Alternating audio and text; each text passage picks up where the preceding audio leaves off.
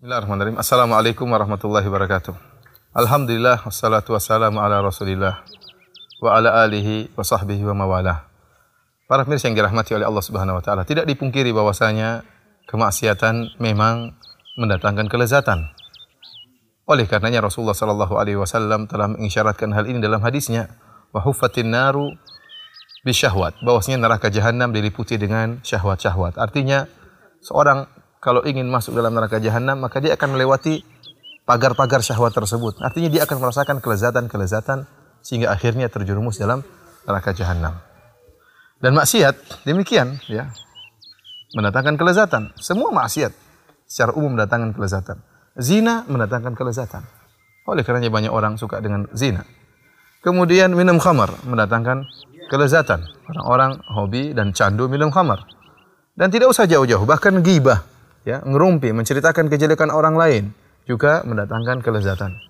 Sebagai bukti kita dapati bahwasanya acara-acara ghibah, berita-berita tentang mengungkap aib-aib orang, acara yang disenangi oleh masyarakat, acara yang paling disukai oleh masyarakat. Kenapa mereka menemukan kelezatan tatkala menghadiri acara-acara ghibah? Demikian juga orang yang berghibah ria. Anda sendiri kalau seandainya Anda terjerumus dalam ghibah, Anda sedang menggibah orang lain, Anda akan merasakan kelezatan tatkala sedang menggibah. Namun, lihatlah, setelah maksiat, apa yang terjadi? Kelezatan tersebut telah selesai. Yang tersisa hanyalah hisab. Akan dihisab oleh Allah Subhanahu wa taala. Yang tersisa adalah kegelisahan, gundah gulana, kekhawatiran, ketidaktenangan. Dan ini dirasakan oleh setiap pelaku maksiat. Tidak bisa dipungkiri juga hal ini. Orang yang berzina, dia tatkala berzina, memang dia lezat tatkala sedang berzina. Namun setelah berzina, ya, fitrahnya akan berbicara. Dia tahu bahwa ini salah. Akan timbul kegelisahan, akan timbul kekhawatiran dan ketakutan. Dan ini menunjukkan bahwasanya kelezatan maksiat hanya bersifat sementara. Kapan? Tatkala dia sedang bermaksiat. Setelah selesai maksiat, kelezatannya hilang. Orang yang bergibah, tatkala dia sedang bergibah, maka dia merasakan kelezatan. Namun setelah dia menggibah, coba cek hatinya.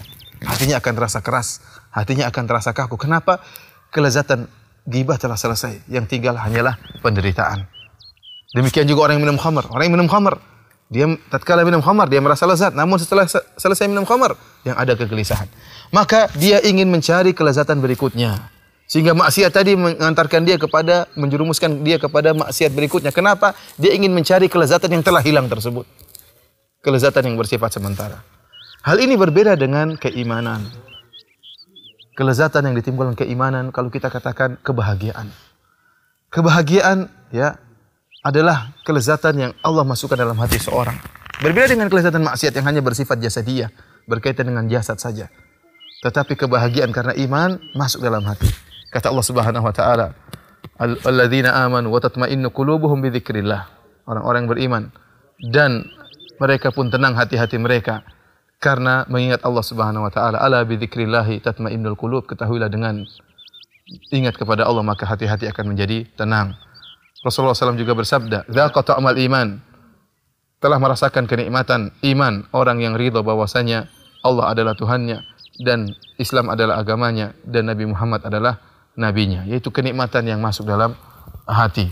Yang dia bawa kemana-mana kenikmatan tersebut. Bukan bersifat sementara. Dimanapun dia berada, kebahagiaan tersebut akan menyertainya. Sebagai ilustrasi, kita perhatikan dua model orang. Yang pertama, dia melakukan hubungan seksual dengan cara yang syar'i. Adapun yang satunya melakukan hubungan seksual dengan cara yang haram.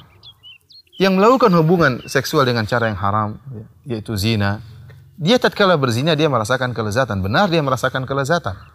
Tatkala dia sedang berzina. Akan tapi tatkala syahwatnya telah dia tumpahkan, ya, apa yang tersisa dalam hatinya? Kegelisahan. Dan ini pasti dia rasakan. Dirasakan oleh setiap pezina. Dia merasa ada kegelisahan. Dia merasakan ada kesalahan. Dia merasa ada kekeringan dalam hatinya. Ya. Kemudian seorang laki pezina tatkala berzina dengan seorang wanita, setelah itu apa? Dia campakkan wanita tersebut.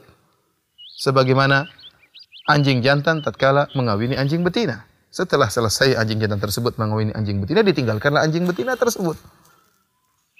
Berbeda tatkala seorang melakukan hubungan seksual dengan istrinya karena Allah Subhanahu wa taala, sesuai dengan syariat.